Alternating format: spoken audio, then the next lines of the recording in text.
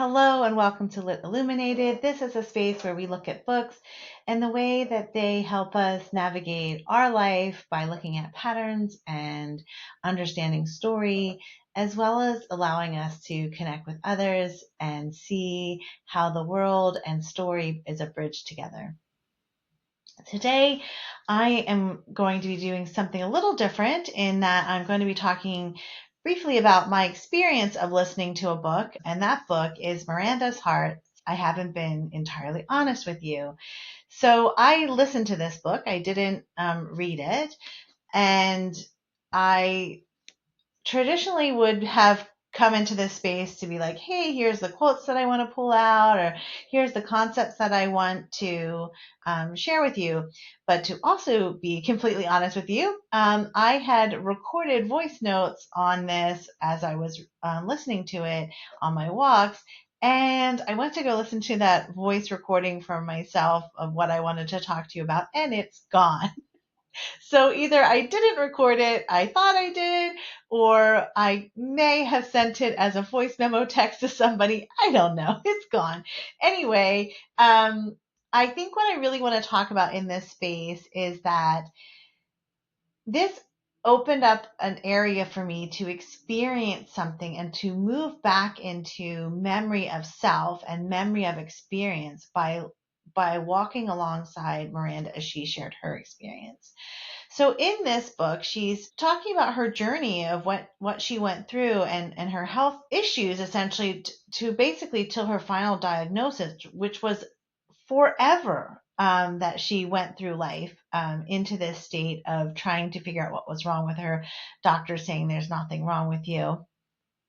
As someone who's had other issues, health issues like that, knowing that, to get a diagnosis for one of my issues took 10 years of me going into doctors saying, no, something's not right. It's a very similar, journey here for Miranda as she is trying to move through, what's going on, how she's experiencing life. But one of the things through that in the early stages of where she starts sharing her story is this great fatigue that she has and this way that her body just feels like it's betraying her and what she wants to do and how she wants to go through this space and how she wants to be in the world, and that she just is so exhausted and can't really function in that space, and how the tendency in that is just to be like, just keep going, just keep going, just keep going. Like you can push through it. And there's only so much of that you can do. And the body is trying to tell you something. And her body was trying to tell her something. And it just took finally to get the diagnosis to really help her on a healing journey there. But through this process, she's talking about those spaces where we feel like because something's wrong with us or how we're feeling in this space, that it's our problem and that, we're just not good enough in that way. But the reality is you are good enough. And so she does a beautiful job of weaving together her personal narrative as well as like philosophies and teachers and mentors that she's heard from doctors. And so it's like a little bit of theory. It's also personal journey, her being a celebrity. You have some of that as part of this whole thing. And at the heart of it, what it did for me was it brought back a connection and a pattern of my own journey that allowed me to reflect back on the growth and the way that I have, moved into better places for myself. So to give you this scenario, it was I was on a walk as I was listening to this because that's typically what I do in that space. Stopped and was like, oh my gosh, like I am listening to this book about Miranda because I follow Miranda, and when this book first came out, I was like, oh, that sounds interesting, and I didn't buy it then. I don't even know why I bought it now, but something prompted me to get it, and I listened to it, and while I was listening to it, I had this like epiphany, a moment of, oh my gosh, I learned about Miranda, her show Miranda, and like started following her at that time. It was like this, it was this break and this breath of light and happiness and silliness that I needed at a time so desperately, which is also connected to some of the ways that Miranda was talking about in this book about how we have to navigate these spaces of ourselves and show compassion and love and grace for ourselves, and also how difficult sometimes it is to put up those boundaries that are necessary to make sure that we remain healthy. And so for me, that scenario was I had finished my undergrad working full time, and I went to school um, in evenings, and sometimes I did days and then work nights. I made the whole thing happen by working full time. And I just thought, oh yeah, I will do that for graduate school as well. Ah, yeah. So at the time I went to graduate school, I was working a job that was at a minimum 50 hours a week. And that was even when I was hired, that was part of the consideration that it's more than 40 hours. It's a minimum 50. And in addition to that, it was 30 minutes away from my house, and which meant it was like an hour drive to the university. So I thought that would be okay. So I went back to graduate school, and I was working 50 hours a week. Um, and so I get up at like 5 a.m., get to work, and then I drive the hour from work to the university to take my class, and then I come home. I study and read and try to catch up for the next courses or whatever I needed to do, get to bed around midnight, 1 o'clock, and then on repeat. The other interesting thing to state here is that I thought that it would be okay to take a full load. So I was taking 3 graduate courses a semester while working 50 hours a week. And I can't remember now if it was the end of the very first semester or if I was towards the end of the second semester. But I remember sitting in a corner in my office with books and papers and everything surrounding me, and just rocking back and forth in I don't even think I had tears at the time. It was just like and all I just kept saying is, I can't do this. I can't do this. I can't do this. And for somebody who has been able to just like pile on the work and just keep functioning, um, I didn't know what this experience was. I didn't know what was happening. I couldn't understand why I was unable to do it all, because I've always been able to do it all. And thankfully, my husband came in, basically was like, I think you need to go to bed and get some rest. And that did help. And just don't worry about the work. We'll figure it out, or if you don't read it all, it's okay. The thing is, I did get all the reading done. I did get all the work done.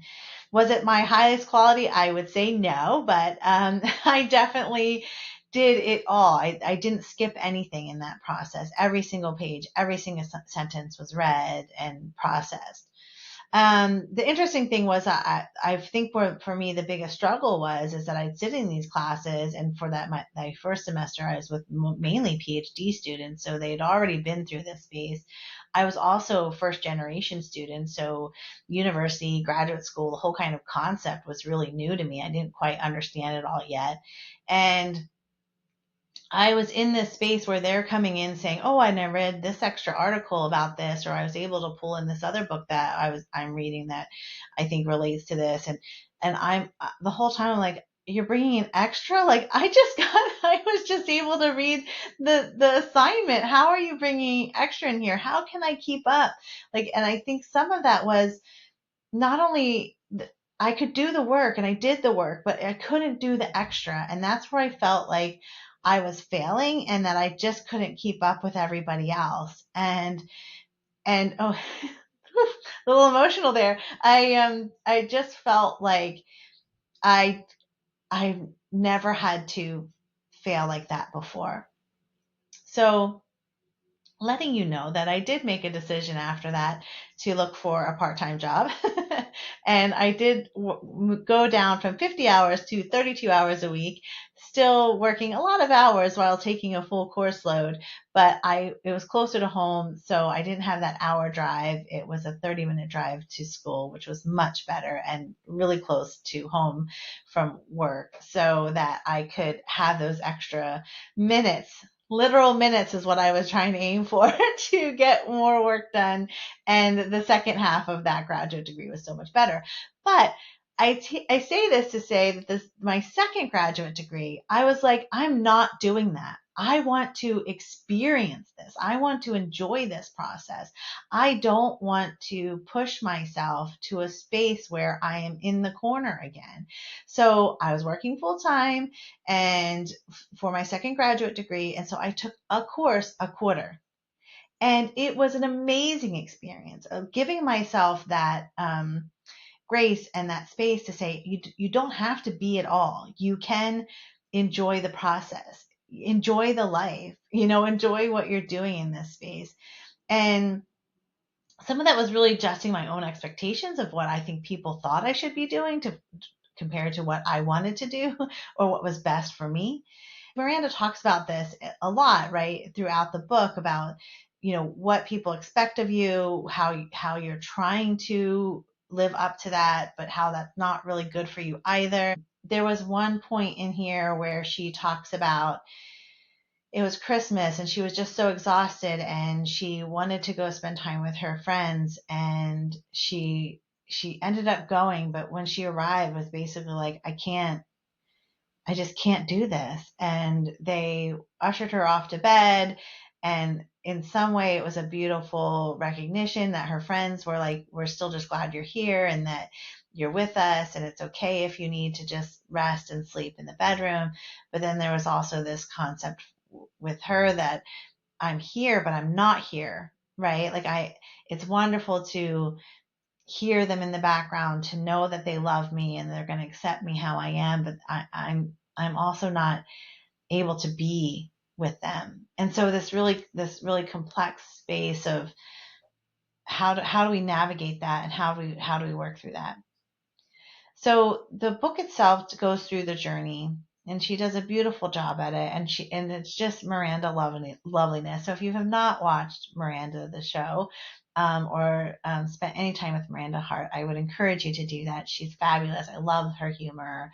I love her honesty, and I think listening to her, share her story and hearing it in her voice was so powerful for me. And I think that's what also made me have this moment to reflect back into my life to say, I got connected to Miranda when I was struggling, really struggling with life. And she was that light for me a little. I found out about her show from another graduate student, and on one of the breaks that we had coming up, I watched some of the show, and it was just that like, those moments to say, I can just be and laugh at silly things and, experience life in those spaces, even when there's struggle and there's pressures and heartache going on.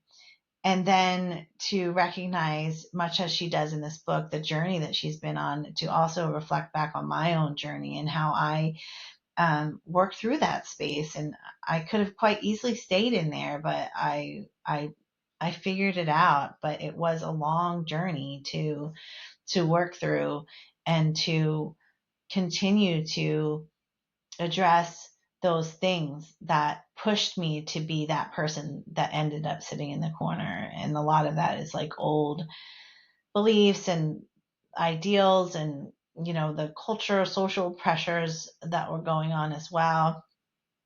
And she talks about some of that in this book too. So this is a little unconventional in the way that I'm not taking you through the book and everything that she talked about in there, but I wanted to just remind you about what Lit Illuminated is about, and that is not only studying the books, but also the way that books become that bridge.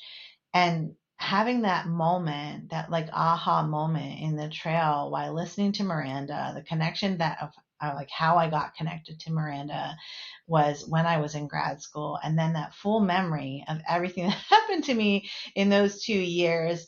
and hearing it paralleled in some way in her story, that some of the same revelations or some of the same experiences or some of those same spaces or growth areas that we shared in totally different times, totally different ways, but it was connected. And I thought it was a beautiful moment to just really reflect on how stories come to you when they need to.